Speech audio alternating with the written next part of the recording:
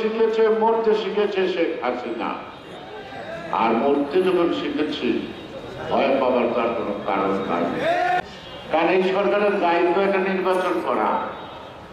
তারা নির্বাচনের ব্যাপারেও নাই, সরকার পরিচালনার দিকেও খেয়াল নাই।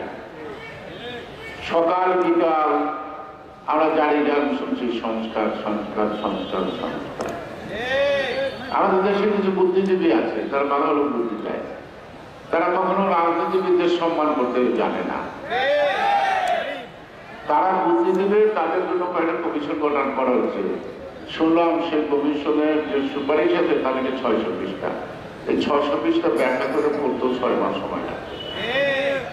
তারপরে তারা ভাববেন কোনটা কোনটা গ্রহণ করবেন কি করবেন না। আন্দোলন হয়েছে এক দফা, ফ্যাসিবাদের পতন। কেন? সুষ্ঠু একটি অবাধ নিরপেক্ষ নির্বাচন। আমরা যার যার ভোট শেষে দিব, আমার পছন্দের মানুষকে আমি দেব। আমি কেন্দ্রে ভোট দিব, দিনে ভোট দিনে দেব, রাত্রে দেব না। তার জন্য না, এই 16 বছর কিসের জন্য আন্দোলন? কেন এত বড় গুমের তালিকা? কেন এত বড় শহীদের তালিকা? কত মানুষের বুক খালি হয়ে গেলে, মা বোন হয়ে, কত ভাই হারা, কত মানুষ সন্তান হারা। অনেকে লজ্জায় বলেন না, আমাদের যুবক শ্রেণী যারা নাকি বিবাহিত, দীর্ঘদিন জেল এবং নানা জায়গায় পালিয়ে থাকতে থাকতে বাড়িতে এসে বউ খুঁজে পায় নাই, লজ্জায় কাউকে বলতে পারে না। এমনি একটি দুরবস্থার মধ্য দিয়ে 16টি বৎসর অত্যন্ত ধৈর্যের সাথে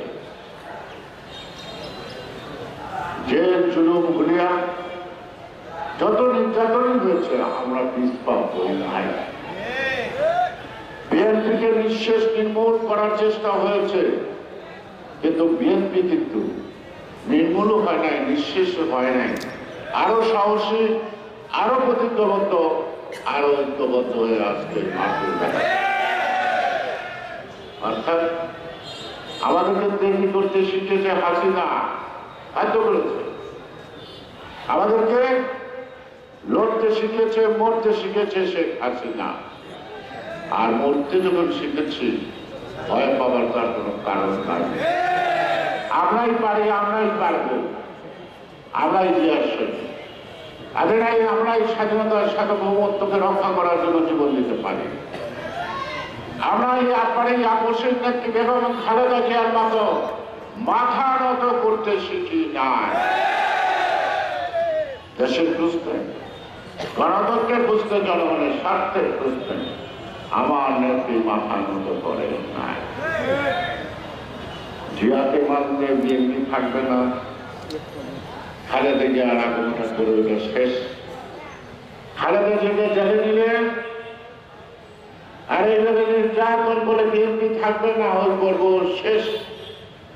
বিদেশে বসে পার্টির ভারপ্রাপ্ত তারেক রহমান 6টি বছর দলকে সংগঠিত করা, একত্রিত করা, ফ্যাসিবাদকে মোকাবেলা করার জন্য দলের অভ্যন্তরণে জনগণকেও তিনি আকৃষ্ট করতে সক্ষম হয়েছেন। এখন জিয়াউর রহমান যেমন শুধু বিএনপি নেতা না, এই দেশের একজন রাষ্ট্রনায়ক ছিলেন, খালেদা জিও বিএনপির সীমানার মধ্যে সীমাবদ্ধ নয়। 18 কোটি মানুষের হৃদয়ের একটি উৎসাহের নাম, সাহসের নাম খালেদা জিয়া। আজও ক্রমান্বয়ে তারেক রহমানের পরিচয় শুধু বিএনপির বিদ্বেষ নয়, তিনি আজকে জনগণের কণ্ঠস্বর, তিনি আজকে জনগণের গণতন্ত্র ফেরত আনতে পারবেন এই বিশ্বাস সাধারণ মানুষের মধ্যে হচ্ছে। এটাই আমাদের বড় কাজ। এই কারণেই এত সংস্কার সহ্য করতে পারে না। নির্বাচন হলে বিএনপি ক্ষমতা আসবে, তো বিএনপি ক্ষমতা আসবে না, কামড়ে কে আসবে? ও যারা 71 স্বাধীনতা যুদ্ধ বিরুদ্ধে হচ্ছে তারা আসবে না? এই যে 25 স্বৈরাচার হাসিনা গোষ্ঠীরা আসবে, তারা আসবে বিএনপি দল।